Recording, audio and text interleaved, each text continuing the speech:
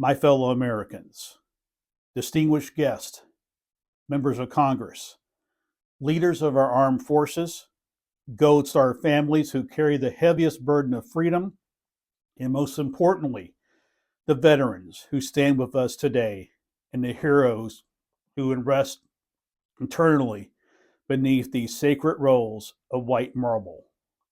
We gather on hallowed ground. Arlington National Cemetery is not merely a resting place for the fallen, it is the living heartbeat of a grateful nation. Every headstone is a story of unfinished on earth, but completed in valor. Every blade of grass is watered by sacrifice. Every breeze that moves throughout these rolling hills carries the whispered names of those who answered when duty called, who left the comfort of home for the crucible of combat, and who ensured that the light of liberty would never be extinguished. 107 years ago, on the 11th hour of the 11th day of the 11th month, the guns of the Great War fell silent across the sacred fields of Europe. The armistice of 1918 ended a conflict that devoured an entire generation, yet from its ashes rose a solemn vow to honor.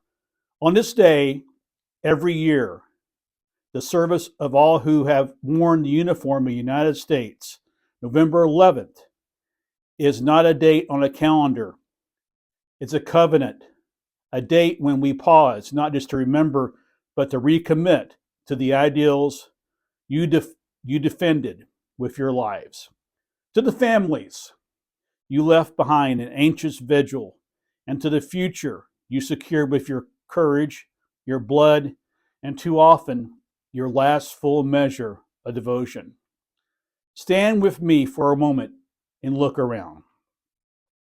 Here in section 12 lies Audie Murphy, the slight farm boy from my home state of Texas, who at age 19 single-handedly held off a company of German soldiers atop a burning tank destroyer in the Kalmar Pocket, earning the Medal of Honor and every other combat decoration his nation could bestow here. In section 7 rests Ira Hayes, the Pima Marine, whose silhouette is forever frozen in the bronze on the Iwo Jima Memorial, raising Old Glory atop Mount Sorbachi, yet who returned home to struggle with the weight of survival and the sting of prejudice. Here in section 46 sleeps Medgar Evers, the Army sergeant who stormed the beaches of Normandy, only to face a different kind of tyranny when he came home to Mississippi, who marched for voting rights and paid for it with his life, so that America might finally live up to the promise inscribed on its founding documents. They are joined by the unknowns of every American war, the doughboys, gassed in the trenches of the Bella Wood, the nurses who held dying boys in the arms on the frozen Chosin Reservoir, the Tuskegee Airmen who painted the skies red with enemy aircraft while painting a new chapter of equality on the ground. The code talkers of the Navajo, Comanche, and Choctaw nations, whose unbreakable languages baffled enemies and bound brothers. The women of the WASP, who ferried bombers across the Atlantic so men could fight, the trailblazers of the 688th, the Central Postal Directory Battalion, black women who sorted 10 million pieces of mail under the motto, "No mail, low morale," and who proved that valor wears every face America knows. Walk further, and you will find the resting places of the Vietnam veterans who came home to silence or scorn, yet who rebuilt this nation anyway. You will find the Desert Storm tankers who drove through burning oil fields to liberate a distant people.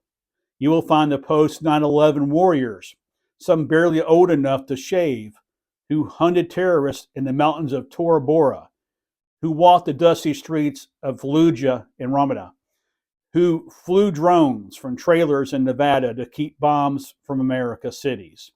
And you will find the newest names etched just weeks ago of those who stood watch in not in Syria, Niger, and the South China Sea. To the veterans among us today, whether you served in the beaches of Normandy or the mountains of Kandahar, whether you wore the eagle of the Air Force, the anchor of the Navy, the globe of the Marines, the star of the Army, the propeller of the Coast Guard, or the newest emblem of the Space Force, you left your homes as teenagers and returned as guardians of history. You traded birthdays, first steps, and wedding anniversaries for foxholes, flight decks, and forward operating bases. You kept your promises when the rest of us were still learning what promises meant. You saw things no human eye should see, and you carried those images home in silence so that we could sleep under the blanket of freedom you wove. And when the battles ended, you did not stop serving. You built the interstate highways that stitched our country together. Under the GI Bill, you walked picket lines for fair wages and 8-hour days. You coached Little League and taught civics in classrooms. You became the calm voice in the storm for the next generation of warriors coming home, mentoring them through the VFW, through the quiet kitchen table conversations that no medal can ever honor.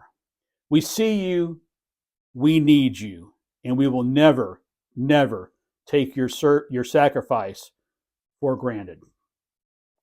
To the families, the parents who packed care boxes and prayed over empty chairs at Thanksgiving, the spouses who kept the home fires burning through year-long deployments, the children who grew up saluting the flag because their mom or dad was halfway around the world defending it. Your loved ones did not belong to the military alone. They belong to you first, and the hole they left is not filled by medals, by folded flags, or by ceremonies such as this. But please know their stories are now woven into the fabric of the greatest nation on earth. Because of them, children they never met will grow up free to dream, to vote, to speak, to worship, to love whom they choose, to start businesses, to invent cures, to reach for the stars. Today, today we also confront hard truths that demand more than applause. Too many veterans still fight invisible wounds, post-traumatic stress that strikes without warning, traumatic brain injuries that rob memory and mobility, the slow erosion of morale, injury when the values you were taught clash with the realities you were ordered to execute. Too many sleep under bridges while we debate budgets in marble halls. Too many Gold Star parents wonder if their child's name will still be spoken a generation from now, or if it will fade like ink on a yellowed newspaper clipping. Too many women veterans, nearly 1 in 3 who served since 9/11, still face military sexual trauma without adequate recourse or resources. Too many Native American veterans who serve at 5 times the national average return to reservations where VA hospitals are hours away and suicide rates are triple the national norm. This cannot stand. On this Veterans Day, beneath the gaze of those who gave everything, I renew a solemn pledge, not as a politician, but as your commander in chief. And as I gratefully and a grateful American, we will fully fund the Department of Veteran Affairs, not just in speeches, but in appropriations, until every veteran who needs care receives it within 48 hours of request, not 48 days and not 48 months. We will cut the red tape that keeps disability claims in limbo for months. We will digitize every record, hire 10,000 new claims processors, and guarantee decisions within 30 days. We will expand mental health services until no veteran feels alone in the dark, doubling the number of peer counselors, mandating suicide prevention training in every VA facility, and launching national battle buddy hotline staffed 24/7 by veterans who have walked the same road. We will end veteran homelessness. That's not just a slogan, but as a statistic that finally hits zero. And there's too many homeless veterans. You walk the streets of our nation's capital here today and you see them. You walk the streets of my hometown back in Texas and you see it. And we'll do this by converting surplus military housing, partnering with faith communities, and guaranteeing every veteran a roof and a caseworker within 72 hours of asking for help. We will reform the GI Bill for the 21st century, covering trade schools, apprenticeships, and coding boot camps so that the next generation of veterans can compete in an economy that runs on fiber optics and artificial intelligence, not just assembly lines. We will teach every school child the names etched here. Starting next fall, the Department of Education will distribute lesson plans on the Battle of Gettysburg, the Navajo Code Talkers, the 444nd Regimental Combat Team, and the fall of the Berlin Wall.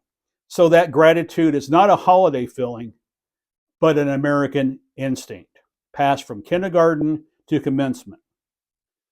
Let me close with a memory that humbles me every time I recall it. Years ago, I met a World War II veteran named Herschel Woodrow Williams, the last living Medal of Honor recipient from Iwo Jima. He was 96 at the time, frail, his hands trembling from Parkinson's, but when he spoke of his buddies, his eyes blazed like the flamethrower he carried across that black sand.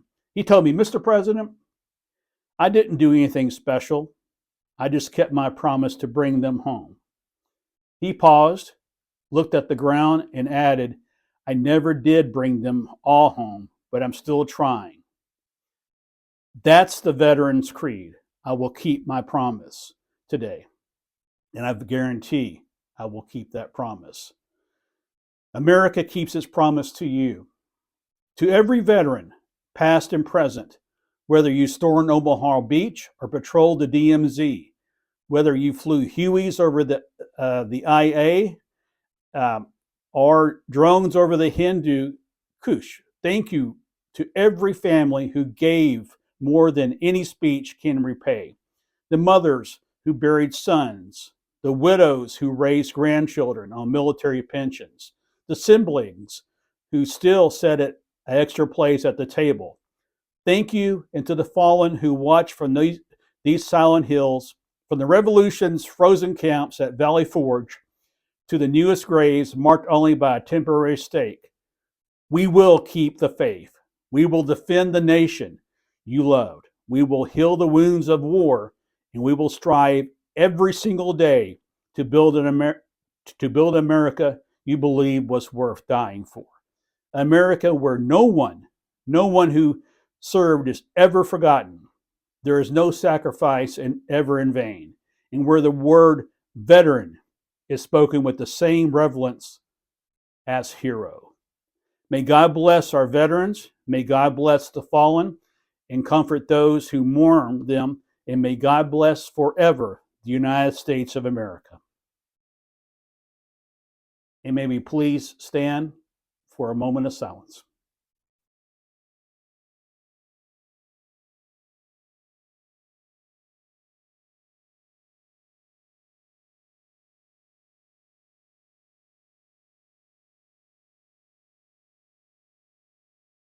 Thank you all very much. Thank you. Thank you.